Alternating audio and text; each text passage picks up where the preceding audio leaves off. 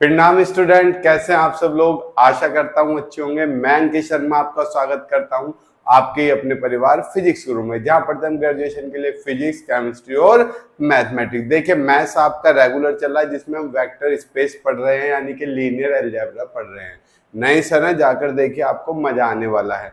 यहाँ पर हम पढ़ रहे हैं आपकी introduction to classical mechanics. Introduction to classical mechanics, इसमें हमने पहले इंट्रोडक्शन किया था कि क्लासिकल मैकेनिक्स क्या है। पहली क्लास में आपने आपसे चर्चा की थी व्हाट इज क्लासिकल मैकेनिक्स, ठीक। दूसरी क्लास में हमने आपसे चर्चा की थी कॉन्स्टेंट्स। छोटी छोटी क्लास थी। आज की क्लास थोड़ी लेंथी है, क्योंकि आज की क्लास में टाइप्स ऑफ कॉन्स्टेंट्स, यानी कि एक तरह से आज लेक्चर नंबर 3 है, ठीक है। तो आज लेक्चर नंबर 3 है, 5th सेमेस्टर के लिए पढ़ने वाले हैं। तो लेक्चर का नाम आप जान ही गए हो, क्या है? Types of constants. तो हम हेडिंग डाल देते हैं types of constants, CONSTRAINTS, type of constant. Constants के बारे में तो आप भली भांति जानते हो। मैंने कॉन्स्टेंट्स इससे पहली क्लास में डिस्कशन किया था।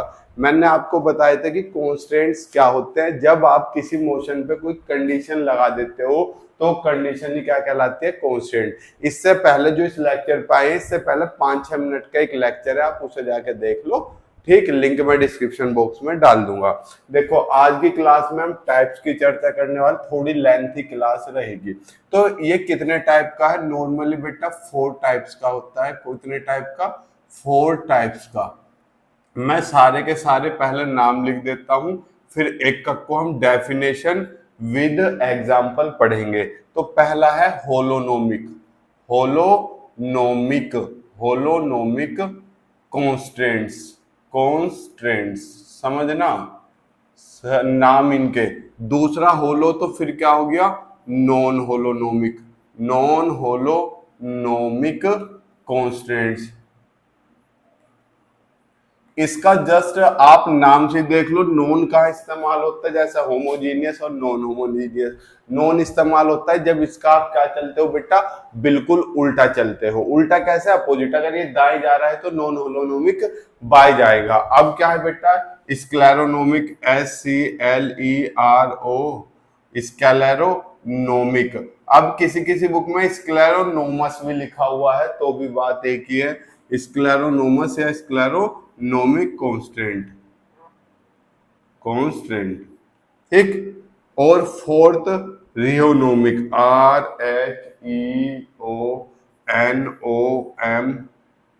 RHEONOMIC, रियोनोमिक कांस्टेंट, ठीक। तो इसमें तो कोई रॉकेट साइंस नहीं थी, बेसिक्स ये नाम थे। मैंने इन नामों को भी याद किया था। मैं ये तीसरा लेक्चर है आपका। इन नाम को भी मैं बड़ा कंफ्यूजन होता था। अब भी मेरे दिमाग में वही बात चल रही थी, मैंने याद रखी थी। वो गाना, होले होले से हवा चलती है, होले होले से दुआ उड़ती है। हाँ, सुना गाना? नहीं सुना तो मैंने ऐसे करता, होले होले से रिया चलती है। रिया बेटा जानते हो कौन सी रिया? चक्रवर्ती वाली रिया, या कोई भी जो आपको याद रखने। होले होले से रिया चलती है। तो होलोनोमिक, स्क्लेरोनोमिक और रियोनोमिक, समझ गए? जैसे याद रखना हो। तो जो होलोनोमिक कॉन्स्टेंट्स है, वे कॉन्स्टेंट्स है बेटा जिनमें क्या लगा हुआ? रुको एक सेकंड, बस हो गया। होलोनोमिक वे हैं जिन्हें हम एक्सप्रेस कर सकते हो किसमें? इक्वेशन में। किसमें? इक्वेशन में लिख सकते हो इन्हें। इक्वेशन एक्सप्रेस्ड, मतलब जैसे आपने सर्कल की इक्वेशन लिख दिया, कोई भी लिख दी, x² + y² बराबर a² या r²। ये देखो इक्वेशन के रूप में क्या कर दिया आपने? जस्टिफाई कर दी। तो ये जब इक्वेशन के रूप में जस्टिफाई कर दी तो ये होलोनोमिक होगी। अब यहाँ पे देखो, इक्वेशन एक्सप्रेस्ड, इन्हें इक्वेशन की फॉर्म में जिन्हें लिख सको वो होलोनोमिक होती है। देखो, डजंट मतलब नहीं हो सकते। क्या नहीं हो सकते? Equation expressed. ये इक्वेशन एक्सप्रेस्ड नहीं हो सकते। इसका मतलब ये एक तरीके से इनइक्वालिटी की फॉर्म में होता है। जैसे मैंने लिख दिया ये तो ये इक्वेशन थोड़ी एक तरीके से इनइक्वालिटी है। ये आपका क्या है, नॉन होलोनोमिक। और जो आपका स्क्लेरोनोमिक है ये बेटा टाइम से इंडिपेंडेंट होते हैं, टाइम इंडिपेंडेंट। समझो सर कैसे, जैसे यही मार्कर है, ये मैंने ऐसा वाइब्रेशन करा दिया पेंडुलम की तरह से, तो जो इसकी लेंथ है, टाइम कुछ भी रहे, लेंथ हमेशा कांस्टेंट रहेगी। टाइम से कोई लेना देना थोड़ी है इसकी लेंथ का, नहीं ना। तो बेटा क्या है ये आपकी टाइम इंडिपेंडेंट, यानी कि वो मोशन जो टाइम इंडिपेंडेंट हो वो क्या कहलाता है, स्क्लेरोनोमिक। जो इक्वेशन में एक्सप्रेस्ड ना हो सके वो नॉन होलोनोमिक, जो इक्वेशन में एक्सप्रेस्ड हो सके वो होलोनोमिक और रियोनोमिक। इसका उल्टा, जो टाइम इंडिपेंडेंट है वो टाइम डिपेंडेंट। लो जी सर ये कैसे, जैसे पेंडुलम है आपका, सर अभी तो आपने बताया ये पेंडुलम है, ये अपनी जगह पे मोशन कर रहा, अगर ये मोशन करने के बजाय चलने भी लगे तो आपने क्या पढ़ी थी इससे पहले सेमेस्टर में, गैलीलियो ट्रांसफॉर्मेशन पढ़ी थी, नहीं पढ़ी थी रिलेटिविटी में, कि जब कोई बॉडी मोशन में होती है तो उसकी लेंथ में भी कॉन्ट्रैक्शन होता है, L = L0 √1 - v² से। तो जैसे जैसे टाइम होगा इसकी लेंथ में भी चेंज होगा। अभी मैं डिटेल में डिस्कशन करूंगा, अभी ये मैंने आपको एक मोटा मोटा बताया है, पेपर में ऐसे लिख के नहीं आनी, पेपर में अच्छे से लिख के आनी है। ये आप इसका एक मोटा सा स्क्रीनशॉट ले लो, ले लिया। अब हम डिटेल में एक एक पढ़ते हैं टाइप्स ऑफ कॉन्स्टेंट्स में। पहली है होलोनोमिक कॉन्स्टेंट। अब होलोनोमिक मैंने बता दिया, इफ द कॉन्स्टेंट क्या करती हो बेटा, जो इम्पोज की हो मोशन पे, वो किस पे एक्सप्रेस हो सके, इक्वेशन की फॉर्म में एक्सप्रेस हो सके। तो पहले कौन सी बेटा, मार्कर बिलो ये वाला है, पहली लिखता हूं यहां, पहली कौन सी है आपकी, होलोनोमिक। Holonomic constant. मैं बता रहा हूं आज की क्लास थोड़ी सी मैंने कल से बताई थी कि आपकी क्लास लेंथी हो जाएंगी, आज से आपकी क्लास लेंथी होगी। और मैंने कहा था मैं लाइव चलाने के मूड में हूं, लेकिन आप कुछ उस पर खास रिस्पॉन्स दे नहीं रहे वीडियोस पे जो मैं लाइव लूं, पर अगर लाइव लेंगे तो हम आपस में चर्चाएं कर सकते हैं। हमने क्या लिखा,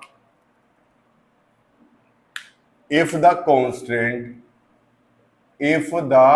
कांस्टेंट यानी कि कोई भी कांस्टेंट इम्पोज्ड जो अप्लाई की गई है, किस पे अप्लाई की गई है बेटा, इम्पोज की गई है मोशन पे, किसके मोशन पे, किसी भी पार्टिकल के, किसी की भी सिस्टम पे। If the constant imposed on the motion of a system, किसी भी सिस्टम के मोशन पे या सिस्टम ऑफ पार्टिकल्स के मोशन पे, ठीक, can be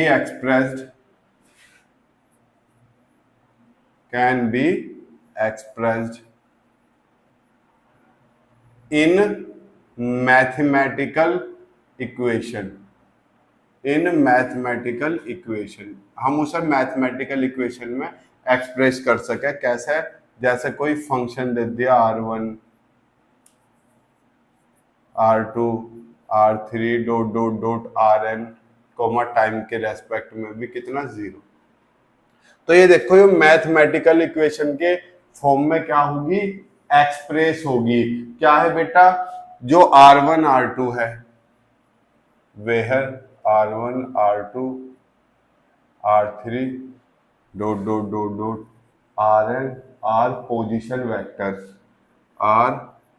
position vector and t क्या है, टाइम, ठीक।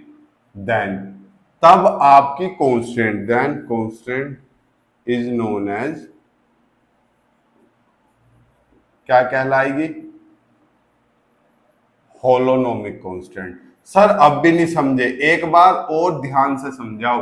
अब आप इस डेफिनेशन को थोड़ा ध्यान से समझना। अभी तक मैं डेफिनेशन पहले लिख लेता था जिस कारण आपको वीडियो छोटी लगती थी।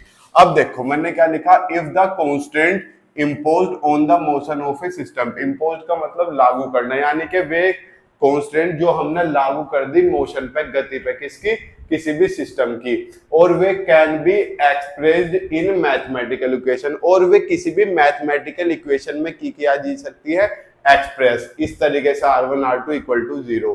ये r1 r2 क्या है बेटा, पोजीशन वेक्टर है, और टी क्या है, time. Then constant is known as holonomic constant. समझ गए होलोनोमिक कांस्टेंट के बारे में? सर बिल्कुल समझ गए। अब जैसे मैं आपको इसका एग्जाम्पल दिखाता हूं, एग्जाम्पल गिवन। ईजी का मतलब क्या होता है, एग्जाम्पल गिवन। कोई रिजिड बॉडी है, रिजिड बॉडी मतलब कैसे, कोई सॉलिड बॉडी है, वो मोशन कर रही है, तो जैसे ये मोशन कर रही है तो ये इसका यहाँ पार्टिकल है और यहाँ पे कोई पार्टिकल है, इस जगह पार्टिकल है, तो वे हमेशा सेम ही डिस्टेंस पे रहेंगे, हमेशा सेम डिस्टेंस पे रहेंगे, यानी घूमती रहे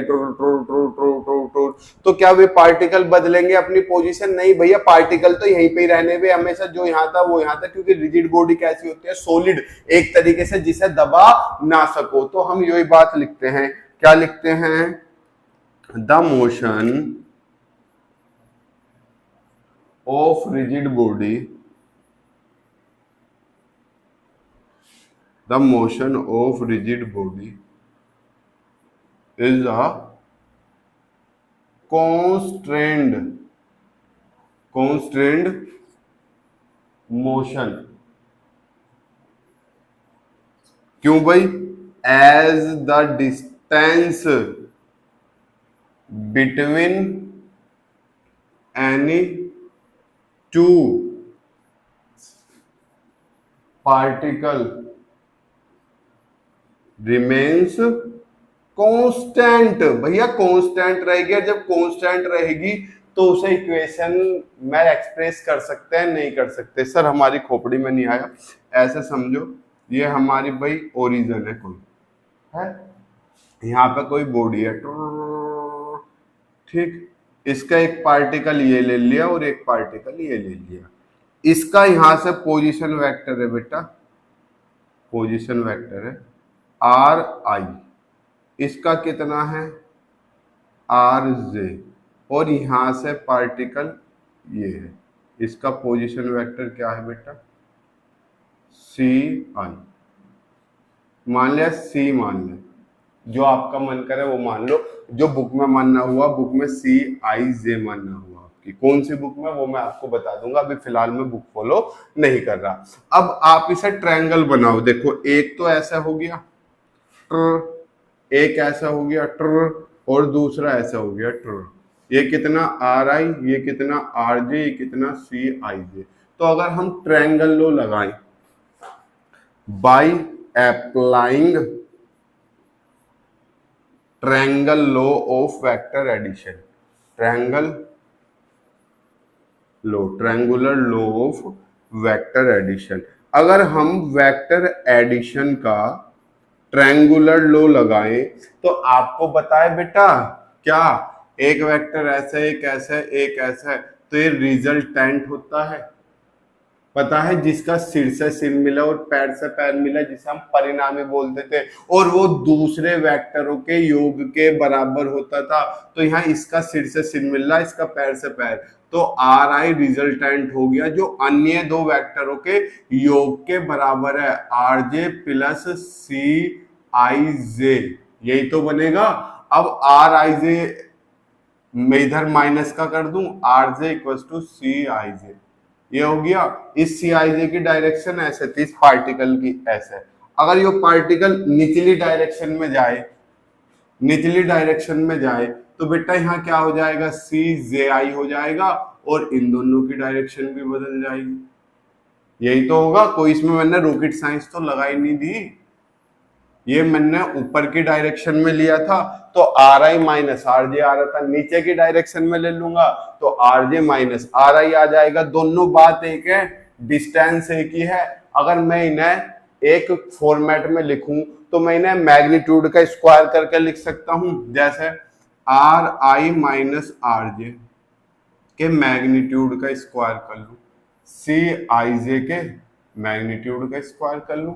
अब भैया कोई सा भी बड़ा हो रिजल्ट पॉजिटिव आना, यहाँ कोई सा भी बड़ा हो रिजल्ट पॉजिटिव आना, ये प्लस का इधर आके क्या हो गया माइनस का, ये रहा इज इक्वल टू 0। अब मुझे एक चीज सिंपल सी बताओ, क्या यो आर और डिस्टेंस नहीं है सारी इक्वल टू की फॉर्म में मिल गई? एक तरीके से ध्यान रखो जो इक्वल टू की फॉर्म में मिल जाए, तो ये क्या होगी आपकी, इट इज एक्सप्रेस्ड इन किसमें, मैथमेटिकल इक्वेशन। यो किसमें एक्सप्रेस है, मैथमेटिकल इक्वेशन में। तो ये क्या होगी, so it is a constant motion. तो ये क्या हो गया, कांस्टेंट मोशन हो गया। और यहाँ पे क्या है बेटा, होलोनोमिक कंडीशन। क्या है, होलोनोमिक कांस्टेंट। क्यों, क्योंकि इक्वेशन के रूप में आ गया। सर हमें ये दोनों बात समझ में आ गई, क्या यो करके दिखाना जरूरी है? बेटा यहाँ तक छोड़ दोगे तो ये भी इक्वेशन है, ये भी इक्वेशन है, इसे छोड़ के यू लिख दोगे तो भी बात सही है। क्यों, क्योंकि इक्वल टू में आ गया, और इक्वल टू में बेटा मार्कर गिर रहा है तो इंपॉर्टेंट क्वेश्चन है, तो ये पेपर में आने की संभावना है। इसका स्क्रीनशॉट ले लो, हम होलोनोमिक पढ़ चुके हैं। या जैसे आपको इसका एक और एग्जांपल दूं, स्क्रीनशॉट ले लिया, रफ कर दूं, इसका ही एग्जांपल देता हूं एक और, होलोनोमिक का ही एक यार रफ करके मैंने गलत करा। क्यों, क्योंकि नॉन होलोनोमिक के डेफिनेशन भी इसमें कर देते हैं। अब देंगे क्या, ये कोई पेंडुलम है बेटा, ये इधर जा रहा है या इधर जा रहा है, ऐसी तो होगा इसका मोशन, ट्र ट्र। तो जो इसकी लेंथ है, ये वाली लेंथ, ये तो सेम ही कांस्टेंट ही रहनी है। लेंथ क्या है, कांस्टेंट रहनी है। तो L इक्वस टू सी या L minus C equals to 0। क्या यो भी इक्वेशन की फॉर्म में नहीं लिख दिया मैंने? तो जो इक्वेशन की फॉर्म में लिखा जा सके वही क्या है, आपका होलोनोमिक कांस्टेंट। तो यहां मैंने दूसरा एग्जांपल भी लेकर दे दिया। सिंपल सी चीज है। चलिए अब नॉन होलोनोमिक कांस्टेंट पढ़ते हैं। बिल्कुल डिटेल में करा रहा हूं मैं, अगर लॉन्ग में आए तो भी बढ़िया है, शॉर्ट में आए तो भी बढ़िया है। शॉर्ट में आए तो बस डेफिनेशन लिख देता, ये एग्जांपल आपको एक्सप्लेन करने की जरूरत नहीं है, बस एग्जांपल के नाम लिख देना। समझ गए, एक बेसिक सी चीज है, इसमें कोई भी रॉकेट साइंस नहीं है। अब हम पढ़ते हैं नॉन होलोनोमिक। नॉन होलोनोमिक आप जानते हो अच्छे से, क्या, नॉन होलोनोमिक कांस्टेंट। भैया इसमें रट्टा मारने की जरूरत है? अबे रट्टा मारने क्या, होलोनोमिक वे थी जो किसमें एक्सप्रेस हो रही थी, मैथमेटिकल इक्वेशन में। नॉन होलोनोमिक वे हैं जो मैथमेटिकल इक्वेशन में क्या एक्सप्रेस ना हो सके। तो लिख दो ना इस बात को, if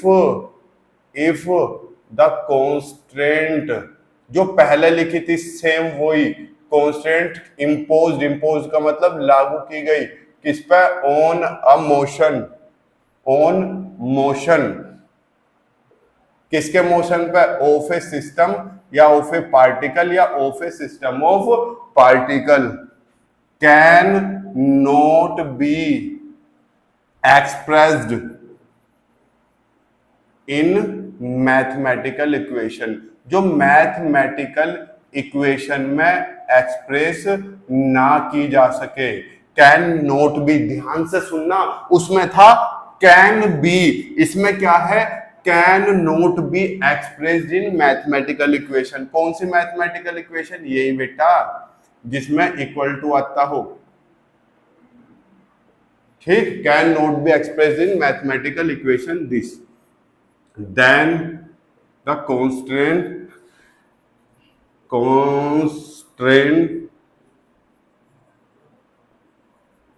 is known as non holonomic constant।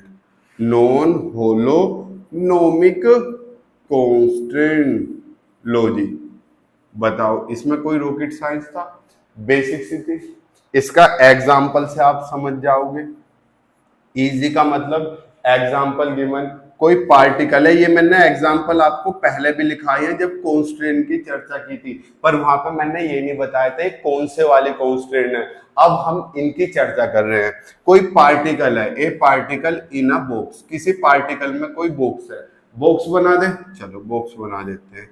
ये क्या है बेटा, ये आपकी भी same X Y Z axis है, तो यहाँ ऐसा हो जाएगा, और ये एक्स वाई जेड है, यहाँ से एक ऐसे बन जाएगा, बन गया, और एक ऐसे आ जाएगा, और एक ऐसे ऐसे ऐसे ऐसे ऐसे ऐसे ऐसे बन गया बॉक्स। अब इस बॉक्स की कुछ ना कुछ लेंथ होगी, कुछ ना कुछ विड्थ होगी। मान लो पार्टिकल की लेंथ एल है, इसकी चौड़ाई इसकी यानी कि एक्स जो है वो लेंथ पे, इसमें कोई पार्टिकल है वो एल से बाहर तो जा ही नहीं सकता, या तो वो एल पर रहेगा या एल के अंदर रहेगा। ऐसी ऊंचाई चले, मान लो ऊंचाई है इसकी बी, मान लू तो अब यो मान लो जो वाई एक्सिस है वो या तो बी तक कोने तक ही पहुंच जाए बिल्कुल, या इससे छोटा रहे। अब मुझे एक चीज तो बताओ, इसे बॉक्स को तो पार कर ही नहीं सकता। अब मैं इस कमरे के अंदर हूं, मैंने कहा कमरे की लंबाई 10 मीटर है, तो मैं 10 मीटर ही तो जा सकता हूं, या 10 मीटर से कम रह सकता हूं। 9 पे रुक जाऊं, 8 पे रुक जाऊं, 7 पे रुक जाऊं, क्या मैं 12 मीटर पे चला जाऊंगा? सर कैसे चले जाओगे, कमरा फोड़ना पड़ेगा। तो सेम यही तो है। ऐसी मान लू Z है आपका H, तो Z या तो H पे चलेगी, बिल्कुल कहां चलेगी, H पर, या H से कम चलेगी। यही दो काम हो सकते हैं, इससे अलग काम तो बन ही नहीं सकता सिचुएशन, या बन जाएगी इससे अलग सिचुएशन, किसी में दम ही नहीं कोई इससे अलग सिचुएशन बना दे। तो हमारी अगर मैं इसे लिखूं तो यहाँ पे क्या बनेगा, x less than equal to है y less than equal to b और z less than equal to h। तो क्या ये इनइक्वालिटी की फॉर्म में नहीं आए? सर बिल्कुल आए। तो ये इनइक्वालिटी की फॉर्म में आए, यहाँ पे कोई इक्वेशन नहीं है। ये कौन सा मोशन है, नॉन होलोनोमिक मोशन। अब सेकंड एग्जांपल इसका और दिखाऊं, देखो मैंने लिखवाया था कल, ए particle having motion on the surface of a solid sphere. यही दो काम होंगे बच्चा, इसमें भी कौन कौन से, देखो जैसे ये कोई मेरा स्फीयर है, ठीक, ये इसकी एक्स है डिस्टेंस, और ये रेडियस का काम भी यही करेगी। तो यहाँ कोई पार्टिकल मोशन कर रहा है ऐसा, तो वो या तो रेडियस के अलोंग करेगा या तो डिस्टेंस आर के बराबर करेगा, या क्या होगा बेटा, इससे बाहर जाके गिर पड़ेगा ऐसे। मैंने कोई पार्टिकल छोड़ दिया, या तो रेडियस पे घूमेगा 2πr, या फिर क्या होगा ऐसे जाके बाहर गिर पड़ेगा। यानी कि या तो x r के बराबर होगा या r से बड़ा होगा। दोनों को कंबाइंड करके लिखूंगा तो ये बनेगा। क्या यू भी एक इनइक्वालिटी नहीं है? ये इक्वेशन कहाँ है, इनइक्वालिटी है। और हमने क्या पढ़ा कि जो कांस्टेंट इक्वेशन की फॉर्म में एक्सप्रेस ना की जाए वे कौन सी होती है, नॉन होलोमिक, नहीं होलोनोमिक, सही कर लेना, यहाँ मिक नहीं है नोमिक है, नॉन होलोनोमिक। ठीक, बताओ कोई रॉकेट साइंस नहीं था इसमें। इसका भी फटाफट क्या ले लो, स्क्रीनशॉट ले लो। हम नेक्स्ट पे चलते हैं, थर्ड पे। बस खत्म हो गया, और कुछ नहीं बचा, दो और बची हैं, उन्हें भी हम जल्दी जल्दी लिख लेते हैं। मुझे एक चीज बताओ, क्या रटने की जरूरत है? अगर मेरी क्लास में भी रटने की जरूरत पड़ रही है तो बच्चा मेरा पढ़ाने का कोई फायदा नहीं। रटाने वाले तो बहुत हमारे चेले यूट्यूब पे अब पढ़ाने लगे हैं, नए नए उभर के आ रहे हैं टीचर, उनसे पढ़ लो, रटवा तो सब रही है। ठीक है, अब कौन सी है, स्केलेरोनोमिक, होले होले से स्केलेरोनोमिक। थर्ड स्क्लेरोनोमिक कह लूं या स्क्लेरोनोमस कह लूं, ठीक। कभी आप इससे नुके ये क्या दे दिया सर ने, तो कुछ और लिखवाया था, कुछ भी कह दे, वो दोनों बात एक ही है। तो आपको पेपर में इसे लेकर कंफ्यूजन में नहीं आना, ठीक। स्क्लेरोनोमिक या स्क्लेरोनोमस कांस्टेंट, मैंने क्या बताई थी, ये टाइम से क्या होती है, इंडिपेंडेंट, ठीक। द कांस्टेंट्स लिख लो, द कांस्टेंट्स या कांस्टेंट, या तो एक कंडीशन कह लो या बहुत सारी कह लो, which are independent of time are known as scleronomous या नोमिक कांस्टेंट। ठीक, समझ गए, जो टाइम पे डिपेंड ना करती हो। क्या लिखा, the constant which are independent. भैया एक बात तो बताओ, मैंने कहा क्या क्या एक सिस्टम पे एक ही कॉन्स्टेंट लगती है? नहीं बेटा, ज्यादा भी ही लग सकती है। जैसा पेंडुलम था, हमने L बराबर C पढ़ा, कौन सी लग गई? पहले वाली लग गई, इक्वेशन के रूप में उसे एक्सप्रेस कर सकते हो, इसे भी सेटिस्फाई करता है वो, समझ गए। जैसे एग्जाम्पल देखो, छोटा सा एग्जाम्पल, एग्जाम्पल क्या है, ए सिंपल पेंडुलम, वो हमने क्या किया बेटा, लटका दिया, हैंग कर दिया, या फिजिक्स की भाषा में कहते हैं सस्पेंड कर दिया, suspended with a fix support. तो जब हम उसे फिक्स सपोर्ट से, जैसे ये फिक्स सपोर्ट है, इससे पेंडुलम मैंने फिक्स कर दिया, ये इसकी क्या है, लेंथ है, और मैंने इसे ऐसे क्या कराना चालू कर दिया, मोशन, टू एंड फ्रो कह लूं, बैक एंड फोर्थ, ये ऐसा मोशन करेगा। तो यहाँ पे मुझे एक चीज जो बेसिकली पता है कि जो इसकी लेंथ है वो क्या है, कांस्टेंट है। क्या, length of pendulum is equal to क्या है, कांस्टेंट। ये हमने पहले वाली उसमें भी पढ़ा था। तो L बराबर C। अब टाइम कुछ भी हो, सुनना, टाइम कुछ भी हो, क्या लेंथ पे कोई फर्क पड़ेगा? Which is independent of time, जो टाइम से इंडिपेंडेंट। अब 1 घंटे बाद भी लेंथ उतनी रहनी, 2 घंटे बाद भी उतनी रहनी। तो आप एक बात तो बताओ, क्या टाइम से लेंथ पे कोई इफेक्ट पड़ रहा है? नहीं पड़ रहा। तो ये आपकी कैसी है, एक स्क्लेरोनोमिक कांस्टेंट। अब पढ़ते हैं रियोनोमिक, ठीक है, रिहो, RHEO, RHEO, रिहोनोमिक, या RHEO एंड रिहोनोमस, NOMOUS। ये क्या था, the constant which are independent. ये मेरे चांद क्या हो जाएगी, dependent. Which, the constant which are dependent, जो डिपेंड कर रही है, किस पे डिपेंड कर रही है, समय पे, dependent on time, are known as rheonomic, RHEONOMIC, rheonomic constant. अब इस पे क्या है भैया, यहाँ पे आपने जो सिंपल पेंडुलम है सस्पेंड किया था, किससे, फिक्स सपोर्ट से। अब किससे से इसे हैंग कर दूं, मूविंग सपोर्ट।